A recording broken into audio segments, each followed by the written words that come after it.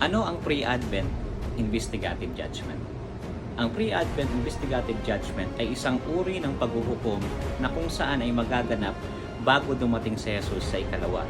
Kaya ito tinatawag na pre-advent sapagkat nangangahulugan siyang bago ang ikalawang pagbabalik ni Jesus, at investigative sapagkat by nature ang judgment na ito ay investigative. Ang judgment na ito ay hindi nangangahulugan ng salvation by works. Bagkus, ang judgment na ito ay sinusuri kung yung pananampalataya ba ng isang tao ay tunay at dalisay, siya ba talaga ay nabago, tumalikod sa kanyang mga kasalanan, at siya ay patuloy na nanghahawak sa biyaya ng ating Panginoon. At sa pamamagitan ng judgment na ito ay sisiya sa atin ang buhay ng isang tao kung siya ba talaga ay tunay na tinubos ng dugo ni Jesus dahil sa kanyang pananampalataya at katapatan sa ating